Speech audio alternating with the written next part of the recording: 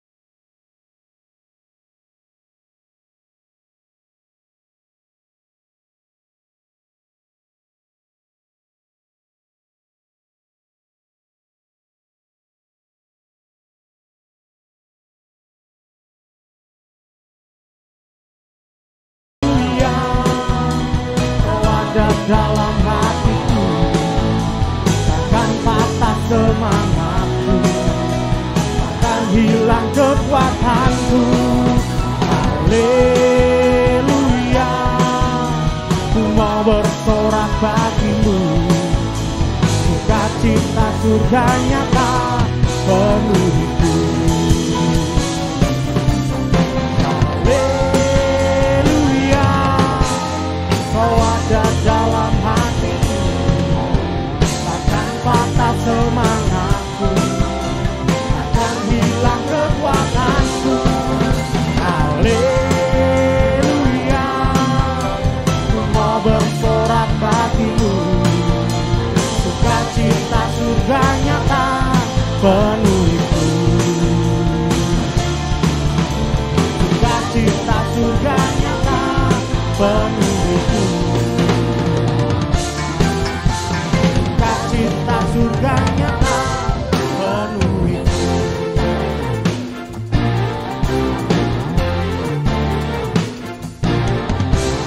Haleluya. Di sore-sore paling. Haleluya. Hari ini hati kami penuh dengan ucapan syukur Tuhan.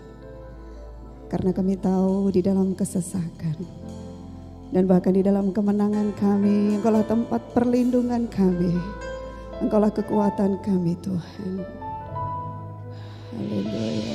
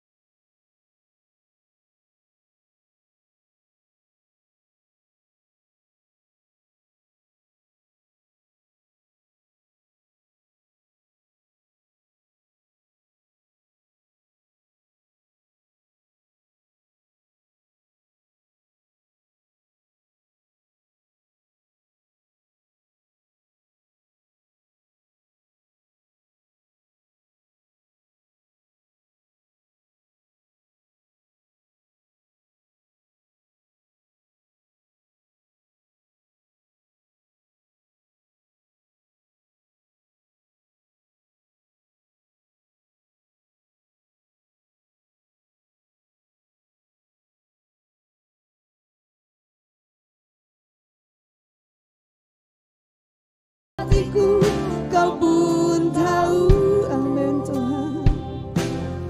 Dan kasih-Mu tak jauh dalam jiwaku, di dalam kesesakan, di dalam kemenangan. Ku tahu Engkau selalu bersamaku.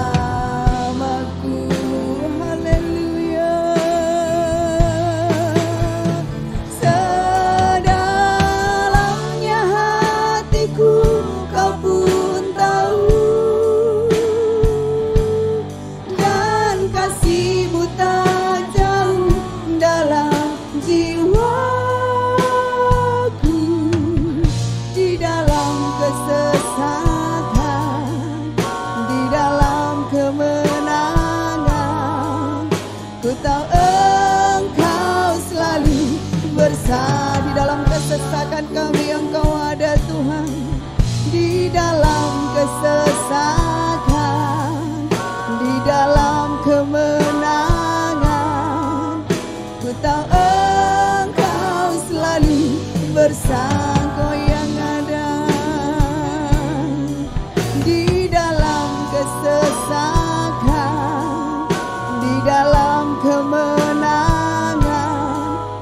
Ku tahu Engkau selalu bersamaku.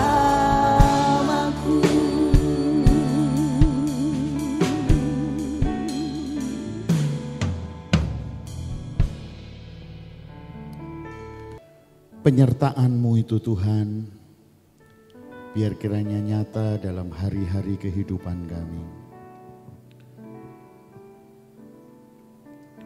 Biar dalam setiap langkah kehidupan yang Tuhan masih percayakan untuk kami jalani, kami boleh mengalami anugerah kasih-Mu itu nyata di dalam setiap langkah kehidupan kami. Tuhan, terima kasih untuk anugerah kemurahan-Mu yang sudah terbukti dan nyata dalam hari-hari hidup yang sudah kami jalani. Dan kami bersyukur untuk sepanjang minggu ke depan. Dalam anugerah dan dalam rencana-Mu kami ada dan kami tinggal. Biar kiranya dalam anugerah kasih-Mu kami akan terpelihara. Menjalani hari-hari hidup kami. Di saat dimana dunia sedang mengalami goncangan. Tetapi biar kiranya kehidupan kami dibangun di atas dasar yang tidak tergoncangkan, yaitu firman-Mu Tuhan. Terima kasih ya Tuhan, berfirmanlah kepada kami. Kami memerlukan firman-Mu untuk menjadi pegangan. Kami melangkah ke depan. Kami perlu firman-Mu karena firman-Mu adalah jaminan dan kepastian untuk kami boleh menatap dan meraih hari depan kami. Sebab sesungguhnya harapan hari depan kami bukan kepada dunia ini. Tapi biar kiranya harapan hari depan kami ada di dalam janji firman-Mu. Sebab langit dan bumi akan lenyap tetapi firman-Mu akan tetap untuk selama-lamanya. Terima kasih ya Tuhan, di dalam berkat nama Tuhan Yesus kami berdoa. Haleluya. Amin. Amin. Shalom. Selamat pagi Bapak Ibu, saudara kekasih di dalam Tuhan. Puji Tuhan, pagi hari ini bersama-sama kita akan membuka hati kita dan kita mau menikmati firman Tuhan itu yang akan menuntun kita, firman Tuhan yang akan meneguhkan kita, firman Tuhan yang akan menjadi jaminan dan harapan untuk hari depan kita. Saya hanya ingin mengingatkan kembali kepada saudara bahwa betapa penting hari ini kita menaruh harapan kita bukan kepada dunia, tapi kita menaruh harapan kita yaitu kepada janji firman Tuhan. Saudara, sebab dunia dengan segala isinya sudah ditetapkan oleh firman Allah akan lenyap, akan berkesudahan. Tetapi firman Allah itu saja yang akan tetap. Dan firman itu yang akan memberikan jaminan kepada kita akan sebuah kehidupan yang kekal, satu kehidupan yang abadi. Saudara, mari di atas dasar firman Tuhan kita akan membangun kehidupan kita, pengharapan kita. Saya ingin mengajak saudara memperhatikan di dalam kitab Ulangan pasal yang ke-8, ayat yang kedua dan ayat yang ketiga. Kitab Ulangan pasal yang ke-8 ayat yang kedua dan ayat yang ketiga, firman Tuhan berkata demikian. Ingatlah kepada seluruh perjalanan yang kau lakukan atas kehendak Tuhan Allahmu di padang gurun selama 40 tahun ini, dengan maksud merendahkan hatimu dan mencobai engkau untuk mengetahui apa yang ada dalam hatimu, yakni apakah engkau berpegang pada perintahnya atau tidak. Jadi ia merendahkan hatimu, membiarkan engkau lapar dan memberi engkau makan mana yang tidak kau kenal dan yang juga tidak dikenal oleh nenek moyangmu, untuk membuat engkau mengerti bahwa manusia hidup bukan dari roti saja, tetapi manusia hidup dari segala yang diucapkan Tuhan.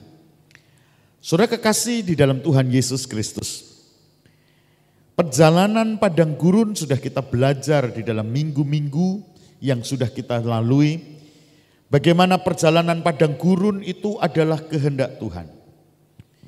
Dan bagaimana kehidupan realita yang sedang kita jalani hari-hari ini, itu digambarkan seperti perjalanan bangsa Israel atas kehendak Tuhan. Mereka masuk ke padang gurun.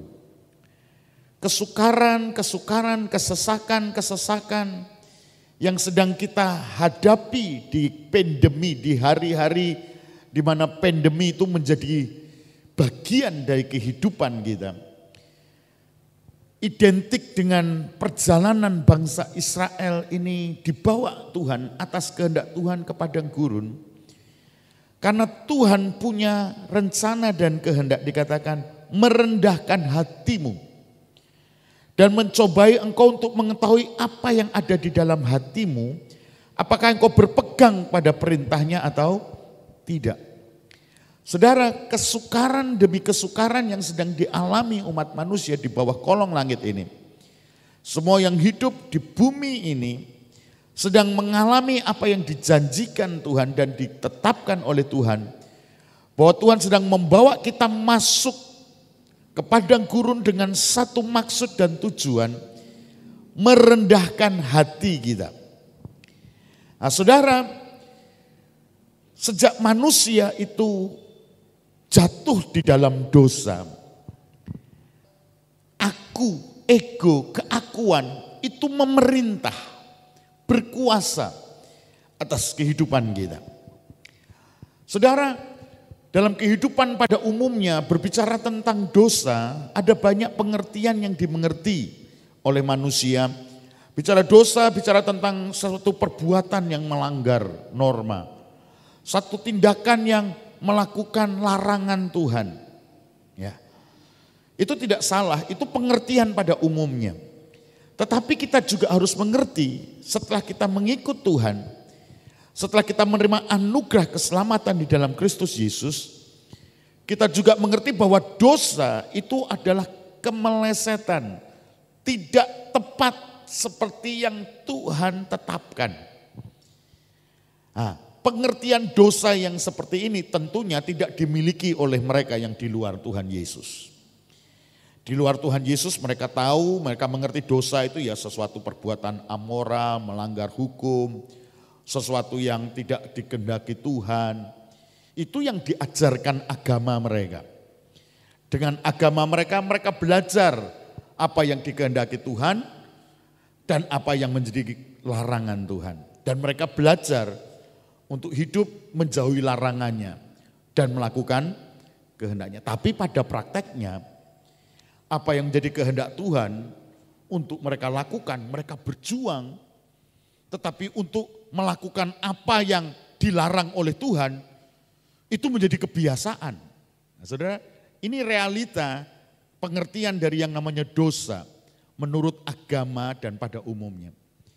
Tetapi di dalam Kristus Yesus Tuhan, kita tahu bahwa pengertian dosa bukan hanya sebatas melakukan apa yang Tuhan kehendaki dan menjauhi apa larangannya. Tapi kita juga mengerti bahwa dosa itu berbicara tentang kemelesetan, tidak tepat kepada rencana dan kehendak Allah. Dan kemelesetan itu dimulai dari yang namanya sebuah fokus. Di mana hati kita itu berfokus kepada diri sendiri.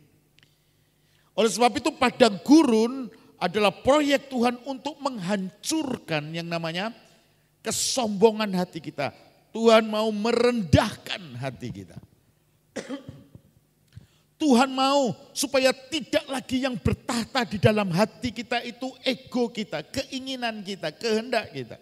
Karena itulah kemelesetan, itulah dosa. Tuhan mau yang berdaulat dalam hidup kita itu adalah kehendak Allah, kedaulatan Allah. Dan ternyata saudara, padang gurun adalah jalan yang Tuhan katakan kalau engkau mengikut aku, engkau harus memilih jalan yang sempit, jalan yang sukar itu. Fakta dalam hari hidup kita tidak pernah mau memilih jalan yang sempit dan sukar. Kita selalu memilih jalan yang mudah, jalan yang lebar. Tetapi saudara, untuk sampai ke sorga tidak ada pilihan yang lain. Bahkan Tuhan memaksa kita untuk kita harus lewat jalan yang sempit itu.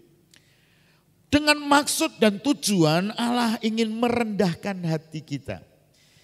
Supaya Tuhan tahu apakah engkau berpegang pada perintahnya atau tidak. Dengan kata lain, supaya kita ini hidup atas kehendak Tuhan atau kita hidup atas kehendak diri kita sendiri. Saudara, kita sudah terbiasa dari sejak kita di kandungan bahkan. Ya, kita dilahirkan sampai hari ini, kita sudah terbiasa hidup dengan apa yang kita suka dan apa yang kita mau. Itu yang kita lakukan. Bukankah demikian dalam hari hidup kita? Kita lakukan semua dalam hidup kita, itu digerakkan dengan apa yang kita suka dan apa yang kita mau. Untuk melakukan apa yang kita tidak suka dan apa yang kita tidak mau, itu sesuatu yang tidak gampang. Kadang kita harus mendisiplin diri kita harus memaksa diri kita. Karena kita sudah terbiasa, kodrat manusia dosa kita adalah hidup untuk melakukan apa yang kita suka dan apa yang kita mau. Dan untuk itu kita bisa mengabaikan segala sesuatu. Untuk mencapai apa yang kita inginkan, apa yang kita suka dan apa yang kita mau. Seringkali hambatan apapun kita bisa singkirkan. Bahkan kita bisa mengorbankan orang lain kalau orang lain itu menghalangi apa yang kita suka dan apa yang kita mau. Inilah saudara sebuah dosa.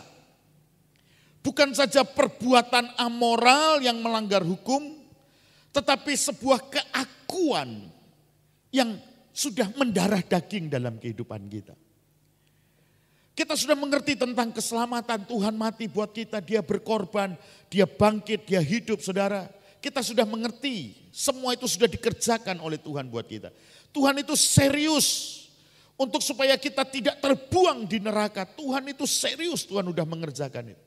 Tetapi fakta yang harus kita mengerti, untuk masuk ke dalam kerajaan sorga, kita harus sungguh-sungguh mau berjuang.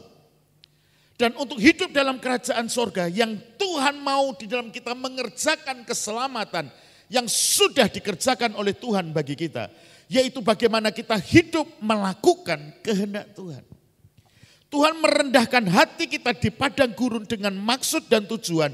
Ia ingin mengetahui apakah hidup kita sudah tidak lagi hidup dengan cara lama kita. Tetapi Tuhan mau menemukan dalam hidup kita sebuah kehidupan untuk kita ini berpegang pada firman Tuhan. Untuk kita hidup melakukan kehendak Tuhan. Dan saudara, ternyata padang gurunlah sarana yang Tuhan sudah tetapkan bagi kita. Dan kita bersyukur saudara, kalau kita mau melihat yang namanya Bilangan pasal yang ke-10. Bilangan pasal yang ke-10 ayat yang ke-33 hingga yang ke-36. Ingat saudara, perjalanan bangsa Israel setelah keluar dari Mesir dibawa Tuhan ke padang gurun untuk supaya mereka beribadah kepada Tuhan di gunung Tuhan. Dan setelah perjalanan bangsa Israel sampai ke Gunung Sinai, saudara, setelah kurang lebih 1 tahun mereka di Gunung Sinai, tiba saatnya. Bilangan pasal yang ke-10 ayat yang ke-33 berkata begini. Lalu berangkatlah mereka dari gunung Tuhan dan berjalan 3 hari perjalanan jauhnya. Sedang tabut perjanjian Tuhan berangkat di depan mereka dan berjalan 3 hari perjalanan jauhnya untuk mencari tempat perhentian bagi mereka. Ayat yang ke-34, dan awan Tuhan ada di atas mereka pada siang hari apabila mereka berangkat dari tempat perkemahan. Ayat yang ke-35 dan 36. Apabila tabut itu berangkat, berkatalah Musa, bangkitlah Tuhan supaya musuhmu berserak dan orang-orang yang membenci engkau melarikan diri dari hadapanmu. Dan apabila tabut itu berhenti, berkatalah ia, kembalilah Tuhan kepada umat Israel yang beribu-ribu laksa ini. Nah, saudara kekasih di dalam Tuhan, perjalanan yang Tuhan mau kita jalani hari-hari di tengah pandemi, di tengah kesesakan dan kesukaran, karena Tuhan mau membawa saudara untuk masuk di padang gurun dan mengalami Tuhan di sana. Saudara, setelah sampai di gunung Tuhan, setelah mereka menerima 10 hukum Tuhan, setelah mereka mendapatkan segala titah Tuhan, waktu yang Tuhan tetapkan untuk mereka melanjutkan perjalanan, meninggalkan gunung Tuhan untuk mereka menggenapkan maksud ilahi Tuhan. Saudara, bagi kita, Yerusalem yang Tuhan janjikan kita bukanlah Yerusalem yang secara jasmani ada di Timur Tengah. Tetapi sesungguhnya seperti apa yang sudah dilihat oleh Abraham. Dia melihat satu kota yang bukan dibangun oleh manusia.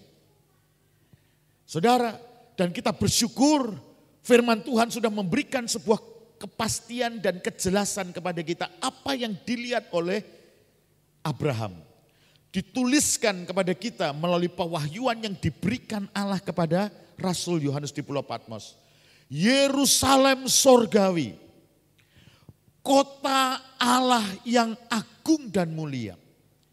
Saudara, itulah yang Tuhan sediakan dan janjikan buat kita yang mendapatkan anugerah iman kepada Allah Abraham. Saudara, kita menerima warisan yang namanya berkat Abraham, yaitu iman di dalam Kristus Yesus. Kita mendapatkan sebuah anugerah, yaitu kota Allah yang kudus, Yerusalem baru itu. Nah, saudara kekasih di dalam Tuhan, sebagaimana perjalanan bangsa Israel, tujuan yang Tuhan tetapkan mereka untuk mereka mengalami Yerusalem, tanah yang berlimpah susu dan madu, itu harus melewati yang namanya padang gurun. Di padang gurunlah mereka menemukan yang namanya kehendak Tuhan di gunung Tuhan itu. Dan setelah mereka di gunung Tuhan, di gunung Sinai, perjalanan bangsa Israel memulai babak yang baru. Di mana tabut perjanjian itu selalu ada di depan mereka. Sebelum di gunung Sinai, saudara, yang ada di depan itu Musa. Tetapi setelah mereka di gunung Sinai, perjalanan yang dilanjutkan, yang ada di depan itu tabut perjanjian. Ini yang perlu kita alami, saudara. Dalam kehidupan kita yang Tuhan masih percayakan ke depan, mari kita izinkan Tuhan itu yang akan ada di depan kita, memimpin kita. Entah itu menganan, entah itu mengiri, tapi pastikan yang namanya kehidupanmu mengikut jalan Tuhan. Karena dimanapun jalan yang engkau jalani, entah itu di lembah, atau di gunung, atau itu jalannya sedang yang namanya berliku-liku. Tetapi dimanapun engkau berjalan, kalau di sana ada Tuhan, saudara, engkau akan mengalami yang namanya segala kebaikan Tuhan itu dinyatakan dalam kehidupanmu. Saudara kekasih, perjalanan bangsa Israel setelah dari gunung Tuhan, memulai perjalanan untuk sampai ke Yerusalem, tanah perjanjian. Tabut perjanjian Tuhan itulah yang harus ada memimpin hidup kita. Bagi kita, dalam perjalanan kita untuk kita sampai ke Yerusalem baru, biar kiranya yang namanya tabut perjanjian Tuhan itu yang akan berdaulat dalam hidup kita. Saudara kekasih di dalam Tuhan, sebelum saya mau ngajak saudara melihat lebih lanjut di bilangan pasal yang ke-34 dan 35, 36, saya ingin mengajak saudara melihat dulu di dalam ulangan pasal yang ke-8 tadi. Ya, kalau ayat yang kedua sudah kita baca, maksud dan tujuan Tuhan untuk supaya dia mengetahui apa yang ada di dalam hatimu, apakah engkau melakukan kehendak Tuhan atau engkau hidup melakukan kehendak dirimu sendiri. Padang gurun adalah cara Tuhan melatih kita untuk kita tidak hidup dengan kekuatan kita sendiri. Kita tidak hidup dengan rencana kita sendiri. Kita tidak hidup dengan apa yang kita inginkan untuk kita capai. Tapi kita mulai hidup dengan apa yang Tuhan mau. Saudara, ayat yang ke-16 dari Ulangan pasal yang ke-8. Dan yang di padang gurun memberi engkau makan mana. Saudara, tujuan Tuhan memberikan kita mana, tadi dikatakan di ayat yang ketiga, supaya engkau mengetahui bahwa manusia itu hidup bukan dari roti saja. Mana Tuhan berikan kepada kita dengan sebuah tujuan supaya kita memiliki sebuah pengertian hidup kita ini bukan karena roti. Tetapi dari setiap perkataan firman Allah, apa maksudnya? Hidup ini kok bukan karena roti. Ya saudara,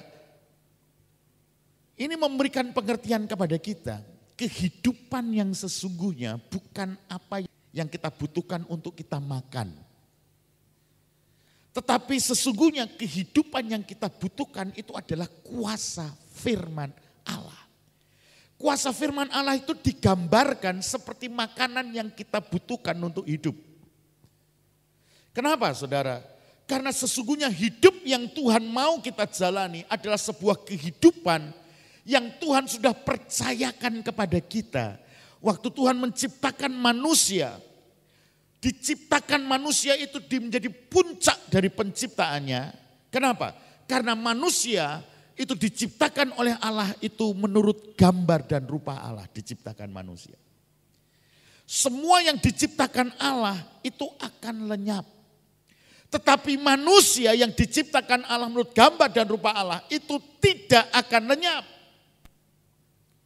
Saudara, hidup di dunia ini itu sudah ditetapkan ada batas. Dimulai dengan yang kelahiran dan diakhiri dengan kematian. Jadi kalau kita hidup hari ini, jangan saudara lupa paket yang Tuhan berikan, saudara lahir tinggal tunggu mati. Itu paket yang tidak bisa saudara tawar, tidak bisa saudara tolak. Saudara sudah dilahirkan, yang saudara tunggu adalah nanti hari kematian. Itu bukan kehendak kita, itu bukan mau-maunya kita. Tapi itu kehendak yang ditetapkan Allah kepada kita. Bagian kita adalah bagaimana kita mengisi hari hidup sebelum sampai titik akhir kita. Sebelum sampai ajal menjemput kita. Bagaimana kita mengisi hari kehidupan kita di dalam anugerah keselamatan itu. Saudara, kita tidak perlu bingung dengan yang namanya hari kematian kita. Saudara, kita tidak perlu takut. Kita tidak perlu berjuang untuk menghindarinya. Saudara tahu, di tengah kondisi yang namanya padang gurun seperti hari ini, hidup di tengah pandemi, itu yang namanya virus ini sewaktu-waktu bisa yang namanya merenggut nyawa kita.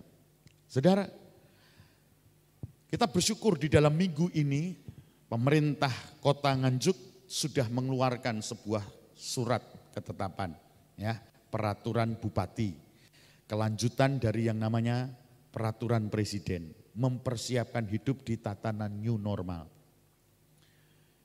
2 hari yang lalu surat itu sudah ditandatangani dan sudah diedarkan. Kita memasuki new normal. Saudara, tapi saya mau beritahukan kepada saudara, new normal itu bukan berarti kita sudah hidup dalam kondisi normal. Bukan. New normal bukan berarti kita sudah hidup kembali normal. Tidak, saudara. Jangan salah. Masuk kehidupan new normal artinya kita akan memulai sebuah kenormalan yang berbeda dengan kemarin. Kenapa?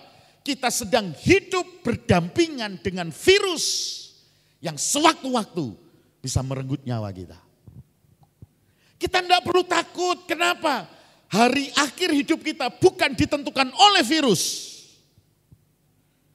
Hari akhir kehidupan kita itu ada di dalam paket Tuhan dan di dalam rencana Tuhan. Oleh sebab itu di tengah kondisi yang serba sulit itu, mari kita membangun sebuah harapan akan hari esok kita. Hari depan kita. Tetapi bukan kepada dunia kita menaruh hari esok kita, hari depan kita. Tapi kita mempercayakan hari depan kita itu ada di dalam rencana Tuhan. Saudara, sebab dunia ini pasti akan lenyap. Saudara jangan berpikir hari esok di dunia ini akan jadi lebih baik. Enggak, saudara. Saudara, negara Singapura yang begitu kokoh soal ekonomi di Asia, itu sudah yang namanya menyatakan resesi. Masyarakatnya mungkin tidak terlalu merasakan karena masih disubsidi sama pemerintah. Tapi pemerintah sudah mulai menyadari bahwa melanjutkan hidup ke depan sebagai negara, mereka sudah menyatakan yang namanya resesi. Artinya tinggal balik tangan gini saudara. Hari ini baik, besok tiba-tiba buruk, itu bisa terjadi. Nah, kita tidak menaruh harapan kita kepada dunia. Karena dunia itu sudah pasti makin tidak jelas. Oleh sebab itu mari kita mengarahkan hati kita, menaruh harapan hari depan kita itu kepada janji Tuhan. Karena janji Tuhan itu yang kokoh, yang teguh, yang tak akan tergoncangkan. Oleh sebab itu saudara kekasih di dalam Tuhan, di tengah new normal ini yang harus kita sadari, kita harus membiasakan sebuah kehidupan baru di mana virus itu akan selalu berdampingan dengan kita. Kita lengah sedikit, lewat. Untuk itu kita perlu hidup dengan lebih bijaksana ke depan. Kita hidup dengan prioritas kita bukan lagi dunia dan diri kita. Tapi kita punya prioritas hidup kita ke depan adalah untuk Tuhan dan kekekalan kita. Saudara, ini harus kita kerjakan di dalam kita perjalanan kita di dunia yang akan binasa ini. Di dunia yang akan lenyap ini, kita tidak perlu apatis, kita tidak perlu ketakutan, tapi kita justru perlu optimis dan kita perlu makin bersungguh hati untuk apa? Mengerjakan yang terbaik apa yang bisa kita lakukan, tapi bukan menaruh harapan kita akan dunia ini. Tapi yang terbaik yang kita bisa lakukan karena kita menaruh harapan kita untuk menyenangkan hati Bapa dan untuk hidup kekal kita yang sudah disediakan Bapa bagi kita. Saudara kekasih di dalam Tuhan Yesus Kristus. Manusia hidup bukan dari roti saja, tapi dari setiap perkataan firman Allah. Secara teori kita sudah tahu, saudara. Tetapi hari ini bukan teori yang dibutuhkan, tapi sebuah kehidupan di mana kita menggantungkan hidup kita itu kepada setiap perkataan firman Allah. Saudara, perkataan firman Allah yang harus kita mengerti. Yang pertama, firman Allah itu sudah diberikan kepada kita, yaitu firman Tuhan. Tapi firman Tuhan yang kita baca, yang kita punya, itu tidak akan menjadi berkuasa kalau Roh Kudus itu tidak yang namanya dicurahkan kepada kita. Roh Kudus diberikan kepada kita supaya oleh kuasa Roh Kudus kita akan dipimpin, kita akan dituntun. Oleh kuasa Roh Kudus itu kita akan mengalami anugerah. Firman yang tertulis ini akan menjadi sebuah pewahyuan, pengertian, hikmat. Dan firman ini akan menjadi yang namanya kuasa untuk menuntun hidup kita di dunia yang akan binasa ini. Saudara, kita perlu firman Allah. Bagaimanapun caranya jangan engkau pernah lepas dari firman Allah. Apapun yang kau lakukan, bangun di atas dasar firman Allah. Kita penting untuk hidup dengan firman. Saudara, seperti kita disadarkan bahwa kita dipaksa hidup berdampingan dengan virus. Saudara, sadarilah bahwa firman Allah itu jauh lebih berkuasa daripada virus yang sedang berjalan mendampingi kita. Firman Allah itu berkuasa untuk memelihara kita dan menuntun kita untuk pada akhirnya kita sampai kepada tujuan Allah, yaitu Yerusalem sorgawi itu.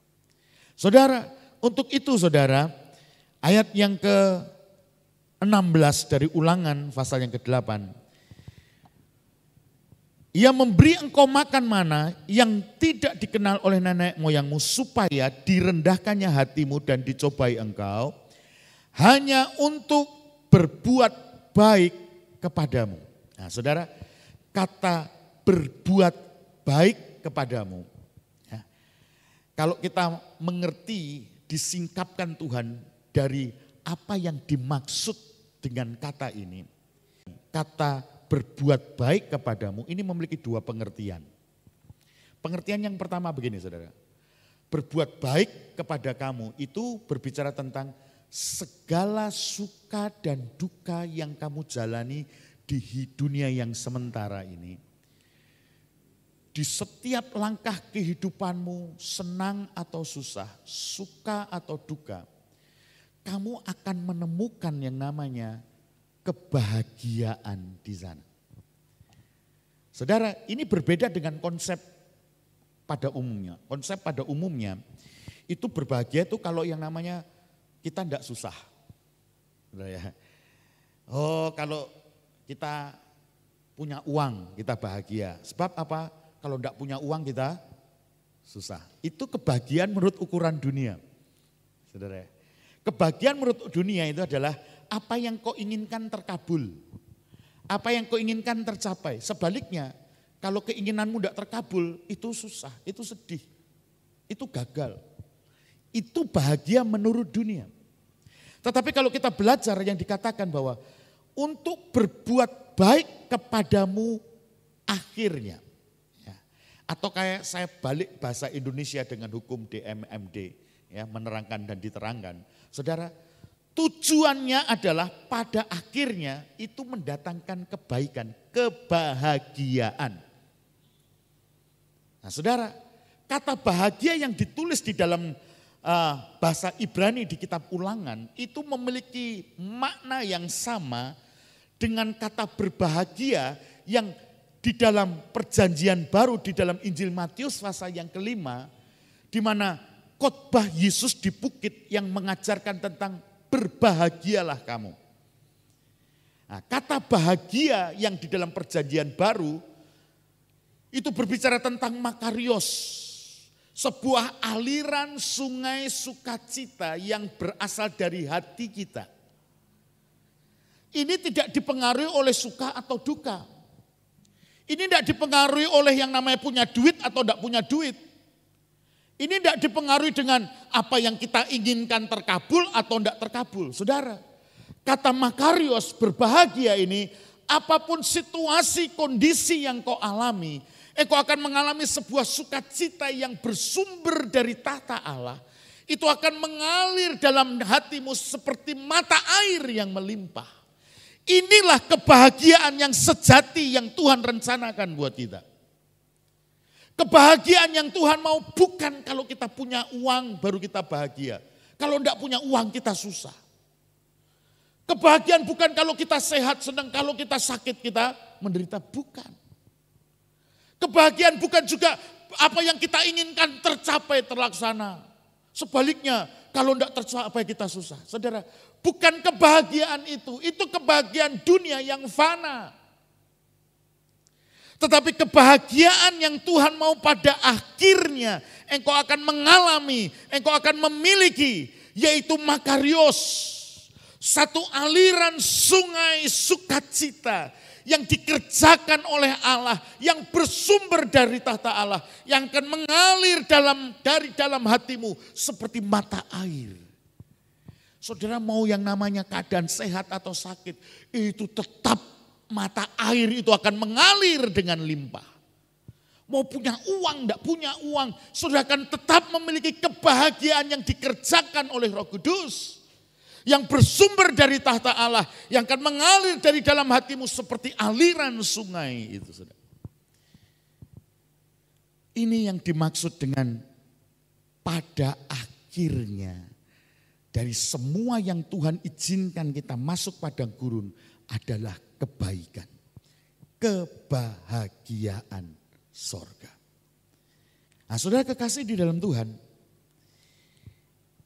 semuanya itu akan kita alami kalau kita hidup itu bukan untuk roti saja. Kita hidup bukan untuk makan makanan jasmani. Tapi kita sadar hidup yang sesungguhnya adalah sebuah kehidupan batin yang tidak pernah bisa terlepas dari firman Allah. Kenapa kita perlu firman Allah? Karena hidup kita yang sesungguhnya itu adalah kehidupan batin ini. Bukan kehidupan jasmani yang butuh makanan. Tetapi kita hidup sebuah kehidupan rohani yang harus kita pelihara, harus kita tumbuh kembangkan. Dan itu tidak pernah bisa terlepas dari firman Allah. Saudara, mari kita hidup di tengah pandemi ini dengan engkau percaya kepada firman Allah, tidak goyah. Karena hidup dalam kondisi sekarang ini saudara, adalah sangat mungkin itu terjadi. Kita menjadi goyah, kita menjadi bimbang, kita menjadi ragu, kita menjadi takut. Saudara, di tengah kondisi seperti ini bisa terjadi. Saudara jangan salah ya. Oh, di tengah kondisi fakta yang hari-hari ini makin tidak jelas. Di tengah sebuah harapan new normal. Saudara jangan salah. New normal ini kita hidup dengan kondisi dunia sedang mengalami virus ini bukan sudah lalu. Virus ini justru sedang menjadi-jadi. PSBB ditetapkan, kalau dilanjutkan ini ekonomi Indonesia hancur. Tapi kalau PSBB direnggangkan, ekonomi ini punya harapan menggeliat. Tetapi saudara, kesehatan manusia itu terancam. Jangan lupa, hari ini Indonesia itu yang namanya jumlah penderita positif COVID itu sudah melebihi dari negara Cina. Sumber dari COVID ini, virus ini. Cina itu 83.000 saudara korbannya. Indonesia tadi malam sudah 84.000. Itu setiap hari bertambahnya 1.500.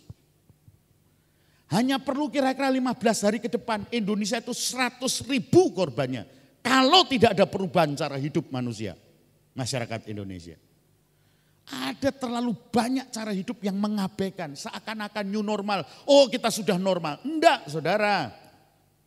Ini setiap hari 1.500 korbannya itu positif. Tinggal 10-15 hari bangsa Indonesia jumlahnya itu sudah 100.000 positif. Mengalahkan yang namanya Cina. Saudara, artinya apa? Saudara harus mengerti, new normal ini bukan berarti kita mau hidup normal. Tidak saudara. Kita harus memulai normal yang berbeda. Kenapa? Karena kita sedang berdampingan dengan virus. Tujuannya hanya satu, yang di dunia ini tidak ada yang kekal. Nasib masa depan dunia ini tidak akan memberi jaminan. Loh sudah kayak gini kok saudara masih mengharapkan dunia tuh. Saudara kok masih mengharapkan hari depan saudara kepada dunia. Saudara pasti kecewa nanti. Firman Tuhan berkata, mari manusia hidup bukan dari roti tapi dari setiap perkataan firman Allah. Karena di dalam firman Allah lah sekalipun dunia ini akan lenyap, tetapi Tuhan akan sanggup memelihara kita untuk kita tetap hidup selama-lamanya. Ingat saudara, hidup selama-lamanya bukan berarti kita akan hidup dengan daging ini. Daging ini akan kita tinggalkan. Kalau kita dapat anugerah, nanti Tuhan datang kita masih hidup, kita tidak perlu nanti dikubur. Kenapa? Karena kita akan mengalami perubahan dari tubuh yang fana ini kita tanggalkan. Kita akan menerima tubuh kebangkitan. Perubahan tubuh jasmani kita tanggalkan. Lalu kita mendapatkan tubuh kemuliaan. Kalau kita diberi kesempatan Tuhan hidup sampai waktu itu. Kalau kita dikasih kesempatan sebelum waktu itu, kita harus tinggalkan tubuh yang fana ini. Kita akan alami itu. Kenapa? Karena kalau kita tinggalkan tubuh yang fana ini, kita meninggal, tubuh ini kembali kepada tanah. Tetapi roh kita itu akan ada bersama dengan Dia di Firdaus untuk kita menerima waktu itu tiba, semua yang hidup akan diubahkan. Kita yang sudah mati, kita akan menerima tubuh kebangkitan. Jadi saudara, Paulus itu berkata, bagiku itu yang namanya mati itu untung. Tapi kalau aku masih hidup, itu bekerja keras untuk menghasilkan buah. Saudara kekasih di dalam Tuhan, kalau hati kita tidak lagi tertambat kepada dunia, tetapi hati kita sudah tertambat kepada kerajaan sorga, kepada sebuah kehidupan yang kekal, perjalanan hidup yang masih Tuhan percayakan di dunia ini, kita tidak lagi hidup dengan kekuatan kita, tapi kita hidup dengan pimpinan Tuhan. Tabut perjanjian itu akan ada di depan kita. Saudara, saya akan akhiri dengan Bilangan pasal yang ke-10 ayat yang ke-35 dan 36. Apabila tabut itu berangkat, ya, ayat yang ke-36, apabila tabut itu berhenti. Hidup kita ini saudara, maju atau mundurnya kita, melangkah atau diamnya kita. Mari kita serahkan kepada yang namanya kehendak Allah melalui pimpinan tabut perjanjian. Mau bergerak atau kita berhenti, waktunya melangkah atau waktunya kita berdiam, mari kita serahkan hidup kita kepada pimpinan Allah melalui kuasa Roh Kudus.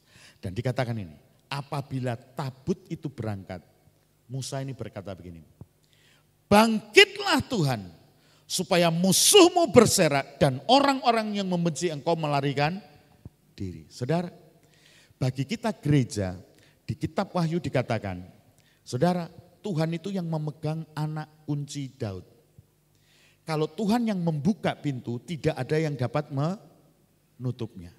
Kalau Tuhan menutup pintu, tidak ada yang bisa membukanya. Bagi kita, bukan urusan kita buka atau nutup. Itu bukan urusan kita.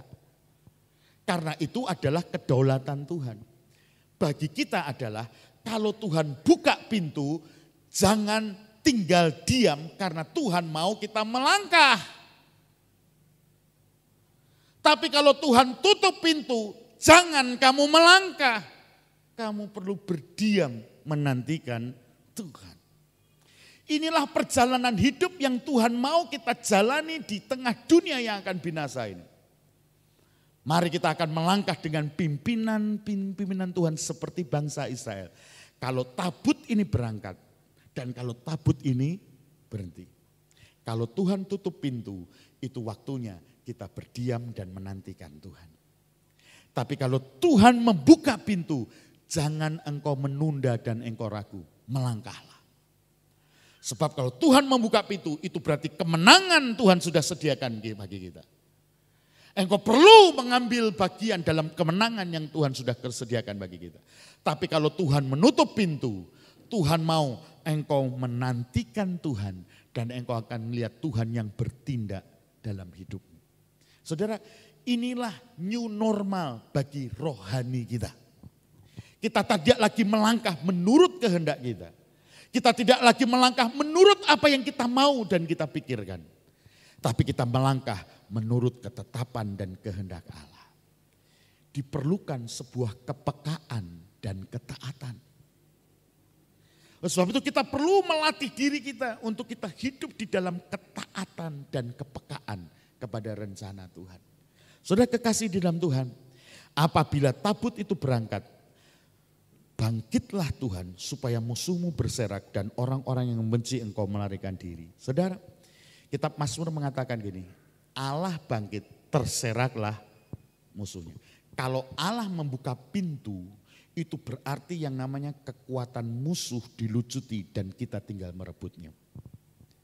Saudara, kalau Tuhan buka pintu bukan berarti apa yang kita mau lalu kita kerjakan, bukan. Kalau Tuhan buka pintu itu artinya Tuhan mau kita merebut kemenangan. Kenapa? Karena Tuhan bertindak bagi kita. Saudara, mari kita menantikan hari-hari hidup kita ke depan. Di mana kalau Tuhan yang bangkit, kita akan melihat segala musuh-musuh Tuhan itu akan ditaklukkan dan dihancurkan. Saudara, orang-orang yang tidak takut sama Tuhan itu akan dibuat bergelimpangan kalau Tuhan bangkit. Sebab itu mari kita mau belajar. Seperti Musa berkata, kalau tabut itu berangkat, Musa berkata, bangkitlah Tuhan. Dan kalau Tuhan bangkit, maka musuh-musuhnya akan terserak. Mari kita menaruh hidup harapan kita hanya kepada Tuhan. Karena di sana kita akan aman dan terpelihara. Saudara kekasih, kalau Tuhan bangkit, itu musuhnya terserak. Bicara tentang musuh, itu bicara tentang yang namanya kuasa kegelapan. Yang hari ini sedang bergentayangan. Kita menantikan waktu Tuhan bangkit, di mana musuh-musuh ini akan dikalahkan. Dan saudara, bicara tentang musuh ini juga orang-orang yang hari ini hidup tidak takut kepada Tuhan. Hidup seenaknya. Ndak itu orang Kristen, ndak itu orang bukan Kristen. Kalau hidup tidak takut akan Tuhan, waktu Tuhan bangkit, saudaralah orang-orang yang akan dibinasakan. Oleh sebab itu mari kita menantikan waktu di mana Tuhan bangkit. Dan kalau Tuhan bangkit, kita akan melihat kemenangan yang Tuhan sediakan. Itu akan menjadi bagian hidup kita. Kalau kita hidup bergantung kepada Tuhan. Kalau kita hidup sungguh-sungguh hati kepada Tuhan. Dan saya akan akhiri, kalau yang namanya tabut perjanjian itu berhenti. Berkatalah Musa, kembalilah Tuhan kepada umat Israel yang beribu-ribu laksa ini. Artinya saudara, kalau tabut itu berhenti, kalau Tuhan menutup pintu, kita tidak bisa berbuat apa-apa. Itu waktunya di mana Tuhan mau berpribadi dengan kita. Kalau Tuhan izinkan, saudara tidak bisa berbuat banyak hal. Tidak usah panik, tidak usah takut. Kenapa? Itu waktu di mana Tuhan mau berpribadi dengan engkau.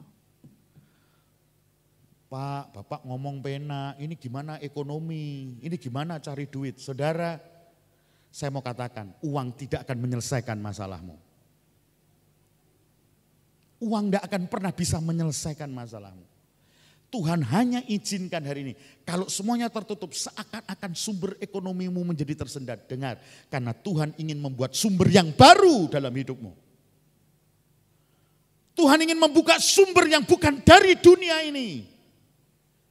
Tuhan akan membuat sumber yang bersumber dari Tuhan, yang mustahil bagi engkau. Tapi Tuhan ingin lakukan itu dalam kehidupan. Kenapa? Karena Tuhan tahu kita perlu semua itu. Tuhan berkata, cari dulu kerajaan Allah, semuanya akan ditambahkan kepada saudara. Sekalipun yang ada padamu tinggal sedikit. Oh, Alkitab mengatakan, saudara, secupak gandum sedinar harganya. Tapi jangan sia-siakan yang namanya minyak dan anggur. Saudara, kalau yang ada yang sisa itu sedikit, tapi pertahankan itu, serahkan dalam tangan Tuhan. Karena yang sedikit itu nanti Tuhan akan buka sumber yang bukan dari dunia ini. Tapi sumber yang datang dari surga. Saudara, mari kita hidup hari ini dengan ekonominya surga. Jangan ekonominya dunia. Ekonomi dunia lagi resesi. Ekonomi dunia lagi krisis. Tapi hiduplah dengan ekonomi surga hari ini. Apa yang sisa sedikit, tapi kalau itu yang kau pertahankan dan yang kau serahkan dalam Tuhan. Tuhan akan pakai apa yang sedikit itu menjadi sumber pertolongan dan berkat Tuhan yang tidak akan pernah kering. Itulah yang dimaksud dengan Ulangan pasal yang ke-8 yang 16. Pada akhirnya semuanya itu akan mendatangkan kebaikan bagi kamu. Akhirnya Tuhan menolong dan memberkati. Saudara, jangan takut karena hidup kita ada dalam tangan Tuhan. Amin. Jangan gelisah, jangan panik. Ya. Tapi bangun hidup saudara di dalam pengharapan, di dalam firman Tuhan. Ya, Tuhan kiranya menolong kita. Mari kita tundukkan kepala, kita akan berdoa bersama-sama. Bapa, terima kasih. Kalau hari ini kami boleh mendapatkan jaminan firman-Mu akan hari depan kami. Di tengah pandemi ini, di tengah kesukaran ini, kami tahu Tuhan, langkah kehidupan kami ke depan karena kehadiran-Mu. Karena Engkau yang membuka pintu. Dan kalau Engkau membuka pintu, kami akan melihat Tuhan bangkit dan kami akan mengalami kemenangan. Kalau Tuhan menutup pintu, itu artinya kami perlu berdiam diri dan menantikan Tuhan untuk kami mengalami berkat Tuhan dalam hidup kami. Bapak, aku berdoa menyerahkan seluruh sidang jemaat-Mu dalam tangan anugerah. Peliharakanlah kami dengan mujizat-mujizat. Supaya kami hidup tidak lagi dengan apa yang kami bisa kerjakan. Tapi kami hidup dari apa yang Tuhan mau untuk kami kerjakan. Dan biar semua akan mendatangkan berkat dalam kehidupan. Pemeliharaan pertolongan Tuhan terjadi. Bapa, hamba berdoa berkati jemaat. Dimanapun kami berada. Dan apapun yang akan kami kerjakan dalam hari kehidupan kami. Sebagaimana Engkau memberkati bangsa Israel di padang gurun dengan mujizat yang ajaib. Demikian juga biar kami akan mengalami pemeliharaan Tuhan yang ajaib. Mujizat-mujizat Tuhan terjadi dalam setiap hari hidup kami. Dalam setiap pergumulan kami. Dalam setiap usaha pekerjaan kami. Dalam setiap mata pencaharian kami. Biar kami akan mengalami pemeliharaan Tuhan yang ajaib. Tuhan berkati setiap pribadi, rumah tangga, suami, istri, anak-anak. Dimanapun kami berada, biar berkat Tuhan itu yang memeliharakan kami. Kekasih-kekasih Tuhan, pulanglah dengan menerima berkat yang datang dari Allah Bapa. Kasih sayang di dalam Kristus Yesus Sang Putra dan penyertaan Roh Kudus Allah akan menyertai kehidupanmu. Keluar masukmu akan dipelihara oleh Tuhan. Bahkan saat engkau berbaring, engkau duduk, engkau berdiri, engkau berjalan. Berkat Tuhan yang akan melindungi engkau. Dalam setiap tugas, dalam setiap interaksi, dalam setiap hubungan kemasyarakatan yang engkau jalani. Ada pemeliharaan dan penyertaan Tuhan tinggal dalam kehidupanmu. Ada pertolongan yang datang dari Tuhan ada atas setiapmu. Jangan engkau takut, sebab pertolonganmu bukan datang dari dunia ini. Sebab perlindunganmu bukan dari dunia ini. Tapi pertolongan dan perlindunganmu datang dari Tuhan serwa sekalian alam. Yang akan menyertai dan menolong engkau. Jadilah kuat di dalam kuat kuasanya. Dan jadilah engkau bertumbuh, berbuah lebat dan bercahaya di dalam kemuliaan Tuhan. Terima kasih ya Tuhan. Kami berdoa dan kami mengakhiri ibadah kami di dalam berkat nama Tuhan Yesus Kristus. Haleluya. Amin.